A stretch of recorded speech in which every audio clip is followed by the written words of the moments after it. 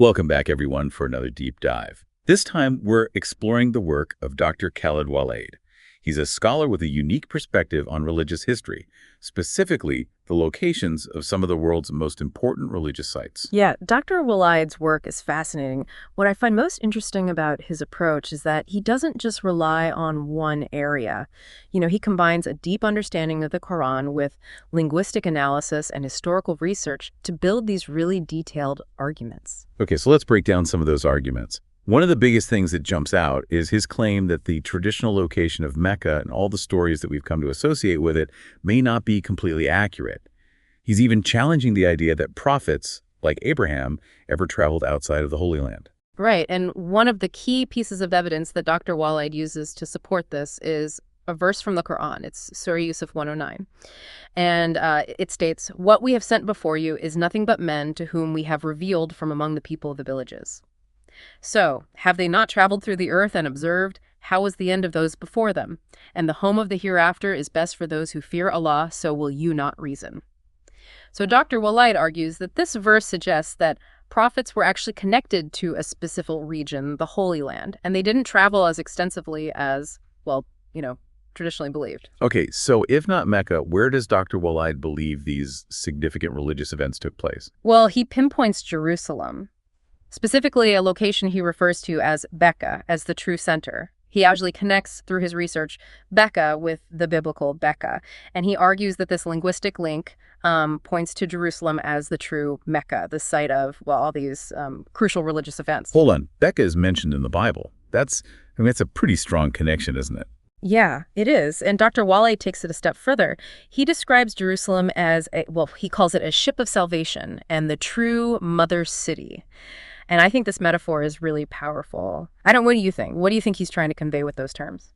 When I hear that, it sounds like he's emphasizing the importance of Jerusalem. And not just as a physical location, but as like a central point for humanity, a source of spiritual guidance and refuge. Absolutely. And this idea that Jerusalem is this true center, it's not just Dr. Waleed's idea, Other researchers like Dan Gibson, Patricia Crown, and Tom Holland, they've also presented strong arguments for Petra being the original Mecca. So even if their research might focus on Petra, it's still supporting Dr. Waleed's broader idea about the importance of Jerusalem. Exactly.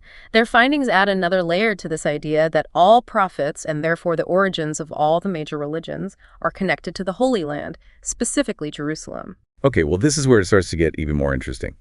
Dr. Waleed suggests that the story of Noah's flood and where Mount Ararat is might need to be looked at again. He actually believes that Mount Ararat is the Mount of Olives, which he calls Arafat, and it's located in, you guessed it, Jerusalem. Yeah, so we have that linguistic connection he's made between Baca and the biblical Baca, and now Arafat being potentially the biblical Mount Ararat. These geographical connections that he's drawing are very extensive. It really challenges the traditional narrative. It really does. It makes you wonder, if we're wrong about these locations, what else might we have gotten wrong about these stories? That's a great question. And it's something that Dr. Waleed explores even further. For instance, he challenges the idea that Abraham had 2 wives. He says that the Quran only mentions one. He really analyzes the source material carefully and questions a lot of the things that people have just accepted for centuries without, really thinking about it. And that's just the beginning. Dr. Waleed goes deep into linguistic analysis, like looking at what men and women mean in the Quran.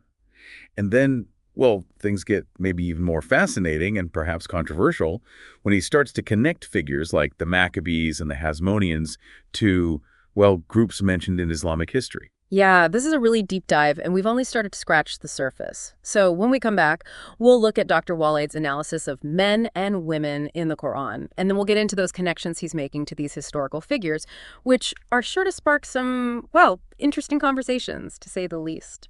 Welcome back.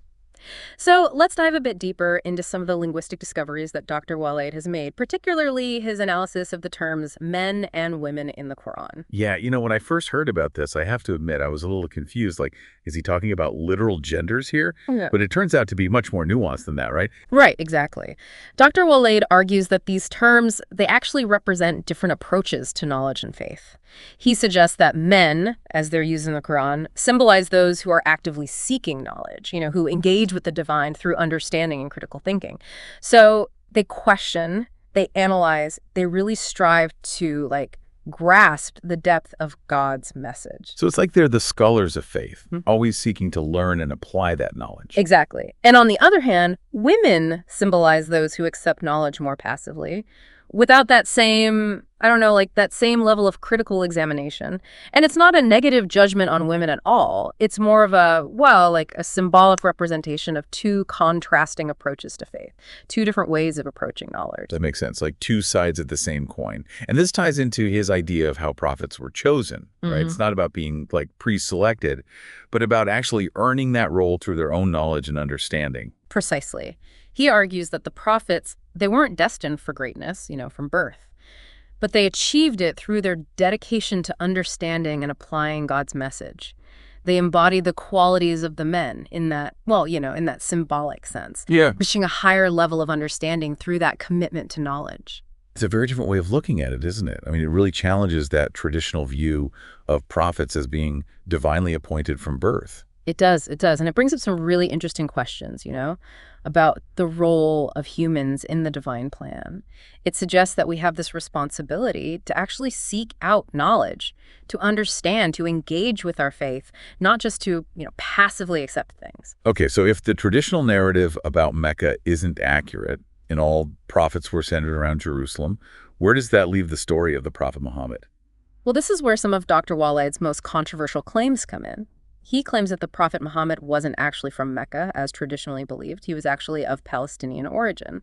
And he points to the fact that there isn't a lot of solid historical evidence for Mecca existing before the Abbasid period, right? Exactly. And he goes even further, suggesting that many of the stories about Muhammad's life in Mecca, they were potentially fabricated much later, like during that Abbasid period to, support their power and legitimize their rule. Wow. So he's suggesting that a huge part of Islamic history as we know it might be a constructed narrative, like it was designed to serve a specific purpose, a political purpose. That's exactly what he's arguing. And it's sparked a lot of debate, a lot of controversy in academic circles and, beyond. Let's dig into some of the specific narratives that Dr. Waleed is challenging. For example, he questions how authentic the Kaaba in Mecca really is. He claims that the structure that we see today might not be the original. Right. He points out that there aren't many detailed descriptions of the Kaaba from the time of the Prophet Muhammad. The earliest really detailed accounts that we have, they come from centuries later, after the Abbasid period. He also has doubts about the Zamzam well as a sacred source of water. He cites scientific reports that have actually shown it to be contaminated. Yeah, Dr. Waleed suggests that the story of the Zamzam, kind of like the narrative about the Kaaba, might have been, maybe embellished or even fabricated, to create a sense of sacredness around Mecca, to kind of elevate its status. And perhaps his most controversial claim is about the night journey, the Isra and Miraj, where the Prophet Muhammad is said to have ascended to heaven. Dr. Waleed says that this story was also fabricated later. Yeah, and he points to similar stories that you find in other religions, stories about heavenly ascents. He's suggesting that the Islamic version might have been, borrowed and adapted, to kind of fit this narrative of Mecca's importance. So according to Dr. Waleed, the very foundation of Islam, at least as many people understand it, rests on all these invented narratives and manipulated histories. That's the core of his argument, yeah. He's calling for a reassessment of Islamic history. He wants people to go back to what he believes is the true message of the Quran, a message focused on, knowledge, reason, and the Holy Land. And this is where things get really interesting, maybe even more controversial. Dr. Waleed connects the Meccans and the Hashemites, two major groups in Islamic history, with Jewish groups. Yeah, he argues that the Meccans were actually the Maccabees. They were a Jewish group known for their, fierce defense of Jerusalem. And he links the Hashemites to the Hasmoneans, a dynasty of Jewish priest kings who ruled Judea before the Romans. And what's his evidence for these connections? Linguistic analysis. He points to these really striking similarities in their names and titles, similarities that he believes have been, kind of obscured over time. He suggests that maybe subtle changes in spelling and pronunciation, they've masked the true identities of these groups. And that's led to, this misrepresentation of their role in Islamic history. It's sensitive stuff. He's basically saying that these key figures in Islamic history might not have been who they claim to be, and that their stories were, potentially manipulated. It's definitely a complex argument. And it's important to keep in mind that it's based on his interpretation of the data, the historical and linguistic data, that is. So if the traditional view of Mecca and the Prophet Muhammad's origins isn't right, what does that even mean for our understanding of the very beginnings of Islam? That's really the central question that Dr. Waleed is wrestling with, and he wants his audience to think about it too. He proposes that Islam actually originated in the Holy Land, with Jerusalem at its center, and that, well, the Prophet Muhammad's teachings were just part of this long line of prophetic traditions coming from that region. So the story about Islam, starting in Mecca, he sees that as a later invention. Like it was meant to shift power and religious authority away from Jerusalem. Exactly. It's a bold claim, and it really requires us to re-examine a lot of our beliefs about Islamic history. It's fascinating. Dr. Waleed isn't just presenting new facts. He's pushing for critical thinking.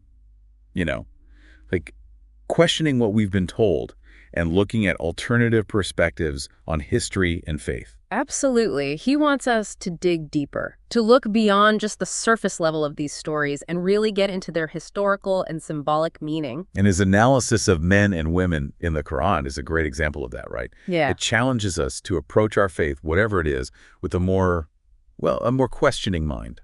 And this leads us to his even more, let's say, controversial claims, like the idea that the Meccans and Hashemites were actually Jewish groups, the Maccabees and Hasmoneans.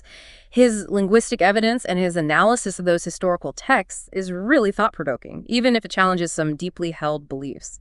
And his conclusion that the Prophet Muhammad was actually of Palestinian origin, well, based on everything else, it makes sense. Right. The history of prophets being in Jerusalem and the lack of evidence for Mecca before the Abbasids. It's definitely his most, let's say, bold claim. It throws a wrench into how we traditionally understand things. Dr. Waleed's work as a whole really pushes us to rethink what we know about religious history and how faiths began.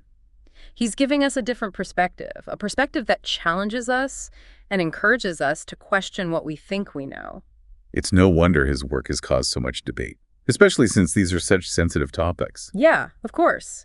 But whether you agree with his conclusions or not, you can't deny that his research is super engaging and thought-provoking. He makes us want to learn more, to dig deeper into those historical and linguistic details of these traditions. It's been a fascinating, and I'd say pretty intense exploration of his ideas. It really has. And, from questioning the traditional location of Mecca to exploring those linguistic depths of the Quran, and even that idea of prophets earning their roles, not just being chosen, there's a lot to unpack. What I find most striking is just how bold Dr. Waleed's claims are.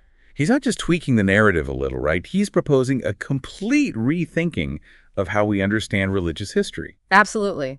His argument that Jerusalem, that Baca, is the true center, and that all those prophets were connected to that location, it's a huge challenge to what we've always been told. And his take on Noah's flood and the location of Mount Ararat, to think it might not be in Turkey, like we've always learned, but the Mount of Olives in Jerusalem.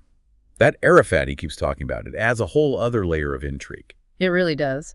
And those connections he draws, like Baca and the biblical Baca, plus all the historical research and scriptural analysis, well, it gives his claims a lot of weight, doesn't it? Even his smaller points, like how he rejects the story of Abraham having 2 wives, based on the Quran only mentioning 1. It makes you wonder what other stories we've just taken for granted without really questioning them. I think that's exactly what Dr. Waleed is trying to get us to do. And that leads us to his more, let's say, controversial claims. The idea that the Meccans and Hashemites were actually Jewish groups, the Maccabees and Hasmoneans. His evidence, the linguistics and historical analysis, it's thought-provoking, even if it goes against some strongly held beliefs. And his conclusion about the Prophet Muhammad being of Palestinian origin.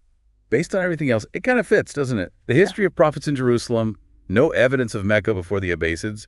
It's a bold claim, that's for sure, and it really changes how we view things. Dr. Waleed's research, when you take it all together, really encourages us to rethink how we understand religious history, how these faiths came to be. He's giving us a new perspective, challenging us to question everything. It's clear why his work has sparked so much debate. It's fascinating, but touches on some very sensitive subjects. Of course. But no matter what you think about his conclusions, you can't deny that his research is engaging. It makes you think.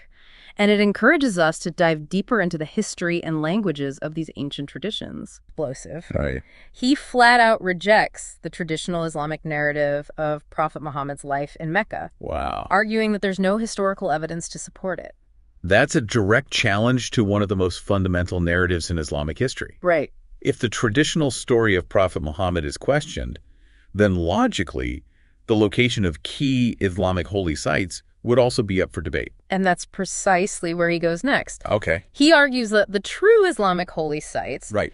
including the Kaaba, Yeah. are not in Mecca and Medina, Okay. but in Jerusalem and the surrounding areas. Okay, now things are getting really interesting. So how does he support this radical shift in location? Does he offer any specific evidence? He does. Okay. He delves into both the Quran and historical analysis to make his case. Okay. He claims that Jerusalem is the Baca mentioned in the Quran, and that's where the true Kaaba is located. That's a fascinating interpretation. Yeah. You know, for anyone who's not familiar with the term Baca, Right. it appears in the Quran in Surah Al-Imran, verse 96. Okay. And while it's traditionally associated with Mecca, there have been differing opinions on its exact meaning throughout history. You're already adding those layers of context that I love. Uh-huh. And speaking of layers, Okay. look at this way. The speaker then goes on to interpret Noah's Ark as a metaphor for Jerusalem itself. A metaphor. Now, that's an unexpected twist. Yeah. So instead of a literal vessel, he's seeing the ark as a symbolic representation of something else entirely. Exactly. He's basically saying that the Ark, as a place of refuge and spiritual salvation, Right. represents Jerusalem. He even ties this into the concept of the ship as a means of spiritual ascension, Okay. particularly for prophets upon their death. Ah, I see. Yeah. He's connecting the ark to the idea of a spiritual journey with Jerusalem as the ultimate destination. It's like he's reimagining the whole story within this new geographical and metaphorical framework. Right. Wow. And it's all building towards his ultimate critique of traditional Islamic scholars and institutions. Okay. He accuses them of perpetuating falsehoods and misleading the faithful, Right. particularly when it comes to the location of holy sites and the narrative surrounding them. Yeah. He's really calling on people to think critically, to question what they've been told, and to engage directly with the Quran. That's a bold move. Yeah. He's essentially saying, don't just blindly accept what you're told. Look for yourself, analyze the evidence, and come to your own conclusions. Right. That's a pretty powerful message, wouldn't you say? Absolutely. He's advocating for a much more independent and questioning approach to faith. Yeah. One that relies on personal exploration and interpretation rather than just following established authority. It seems like we're just scratching the surface here. Yeah. His claims are certainly provocative, and I'm eager to see how he builds his case further. Me too. And that's exactly what we'll be doing in the next part of our deep dive. Welcome back to our deep dive into Noah and the Ark of Baca, Jerusalem. As we delve further into this lecture, I think it's important to understand the historical context that he's challenging. You're right. It's not like he's pulling these ideas out of thin air. Right. So where does he go next in his argument? Well, he spends quite a bit of time building his case against Mecca's significance. Okay. He even goes so far as to say that there's no archaeological evidence Really? supporting the traditional narrative of Mecca's existence before a certain period Right. in Islamic history. What period is he talking about? He specifically mentions the Abbasid period. Okay. This dynasty ruled over a vast Islamic empire from the 8th to the 13th centuries, a time known for its intellectual and cultural flourishing. So he's suggesting that Mecca, as we understand it in Islamic tradition, Right. didn't really become prominent until the Abbasid era. Exactly. That's a pretty significant claim. It is. And he even questions the authenticity of certain graves in Medina that are Okay. traditionally attributed to prominent figures from early Islamic history. Oh, wow. He's basically saying, let's take a closer look at the historical record and see if these claims hold up. He's not pulling any punches. No, he's not. So how does he connect this back to his argument about Jerusalem?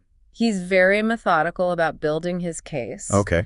He moves on to challenge the traditional belief that Prophet Muhammad lived in the desert, Okay. proposing instead that the prophet's life and activities were actually centered in Palestine, Okay. a region known for its fertile land and historical significance. Okay, so he's shifting the entire geographical focus of early Islamic history. Yes, And that ties in with his claim about Jerusalem being the true Baca. precisely. He portrays Jerusalem as the focal point of religious activity throughout history, a place where prophets consistently returned. Right. It's like he's redrawing the map of sacred spaces in Islamic tradition. And then he brings back that fascinating metaphorical interpretation of Noah's Ark, right? Exactly. He reminds us that he's not talking about a literal wooden vessel. Right. Instead, he sees the ark as a symbol of Jerusalem itself, Okay. offering spiritual refuge and a path to salvation. It's like he's saying, forget what you've been told about the desert and camels. The real story is happening in Jerusalem. That's a good way to put it. And he takes it even further by suggesting that the story of Noah's Ark and the concept of spiritual ascension are closely intertwined. Okay. He uses the term ship to describe this ascension, drawing a parallel between a ship carrying passengers to a new destination and the soul embarking on a spiritual journey upon death. So in his view, the Ark, Jerusalem, and the concept of spiritual ascension are all connected, with Jerusalem serving as the launching point for that journey. Yes. I'm starting to see how all these pieces fit together in his argument. You're getting it. And, this reinterpretation of history and sacred spaces leads him to some pretty strong criticisms of established religious authorities. Yes. He doesn't hold back at all when it comes to critiquing those in positions of religious power. Right. He accuses them of perpetuating falsehoods, particularly regarding the location of holy sites and the stories surrounding them. Okay. He even calls them devils and liars at one point. Wow. You can really hear the passion in his voice. It's like he feels this sense of urgency to expose what he believes to be the truth. Right. And he's not limiting his critique to just one religion either, right? You're right. He calls out practices in both Christianity and Islam, Okay. specifically mentioning the selling of indulgences in Christianity and the practice of declaring others as infidels in Islam. Wow, those are some pretty weighty topics. They are. Why does he focus on these specific practices? He sees them as examples of how religion can be distorted for personal gain or to exert control over others. Okay. He believes they contradict the true spirit of faith and are driven by power and greed rather than genuine spiritual guidance. It's a critique that has echoed throughout history, hasn't it? Yes. People challenging religious institutions and calling for reforms. Right. This speaker seems to be following in that tradition. Absolutely. He's calling for a revolution in religious understanding, urging his listeners to question everything they've been taught and to engage directly with the Quran. No. He believes true understanding comes from personal engagement with sacred texts, Right. not from blindly following potentially corrupt authorities. It's fascinating how he weaves together historical analysis, scriptural interpretation, and a critique of religious authority to build this alternative narrative. It's a bold and thought-provoking approach, wouldn't you say? Yeah. It challenges us to think critically about the sources of our beliefs and how those beliefs are shaped by both tradition and individual interpretation. It's certainly given me a lot to think about. He's not just offering a different perspective. Right. He's presenting a whole new framework for understanding faith and history. It is. I'm curious to see where he goes from here. Well, that's where we'll pick up in the final part of our deep dive. We'll explore how he applies these reinterpretations to specific figures and events in religious history. And we're back for the final part of our deep dive into Noah and the Ark of Baca, Jerusalem. Okay. Things are about to get even more interesting as the speaker starts to apply his reinterpretations to some, well-known figures and stories. I'm ready for it. Which stories does he focus on? He dives right into the story of Abraham, Okay. but not in the way you might expect. All right. He challenges the traditional Islamic understanding of Abraham having multiple wives. Okay. He argues, based on his reading of the Quran, Yeah. that Abraham only had one wife, who was the mother of both Ishmael and Isaac. That's a pretty significant departure from the traditional narrative. Right. What happens to the story of Hagar, Right. typically understood as Abraham's second wife and the mother of Ishmael? He basically removes Hagar from the equation altogether. Wow. And he goes even further, rejecting the whole story of Abraham taking Hagar and Ishmael to the desert. Okay. He claims that Ishmael never left his father's side. Wow. So he's not just tweaking the story. Right. He's fundamentally rewriting it. Right. What are the implications of this reinterpretation?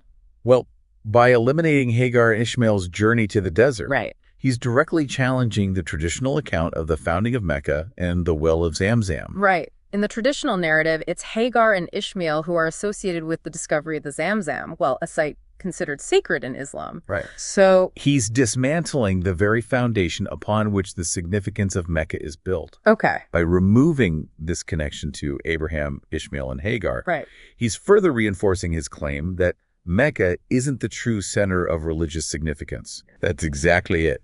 He even brings in what he claims is scientific analysis of the Zamzam well, Okay. suggesting that it's not like a miraculous source of water, Right. but simply a natural well formed in a volcanic rock formation. He's really trying to debunk the myths and legends surrounding Mecca, using both religious texts and scientific evidence to support his claims. And he applies the same approach to another historical narrative, Okay. the story of the Maccabees. Ah, the Maccabees. Most people know them as a Jewish group who bravely defended Jerusalem against foreign invaders. Right. What's his take on them? He flips the script completely. Okay. He claims that the Maccabees were actually a group of Israelites who distorted the true history of the region, claiming a connection to Jerusalem that didn't actually exist. So he's essentially turning them from heroes into villains. Yeah. It seems like he's challenging any historical narrative that contradicts his claim of Jerusalem being the true center of religious significance. That's a great observation. And he doesn't stop with ancient history. He connects these historical reinterpretations to the present, Okay. drawing a parallel between the Philistines, whom he views as the original defenders of Jerusalem, Okay. and the modern-day Palestinian resistance movement.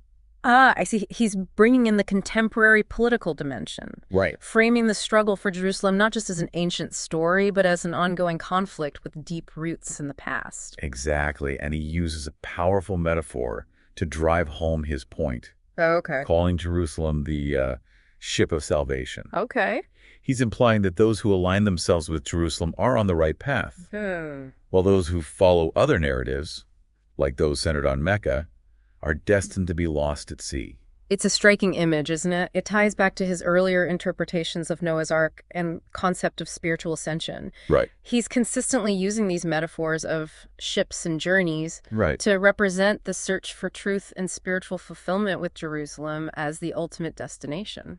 It all comes together so beautifully, even if you don't agree with his conclusions. Yeah. He's clearly passionate about his beliefs and presents a compelling argument. He does. It's definitely made me think twice about some things I thought I knew for sure. This deep dive has been a real roller coaster ride. Yeah. We've explored reinterpretations of religious narratives, challenges to establish authority, and a complete reimagining of history itself. Right. It's been thought-provoking, to say the least. So where does this leave us? We've unpacked this speaker's arguments, Right. analyzed his evidence, and considered the implications of his reinterpretations. Yeah.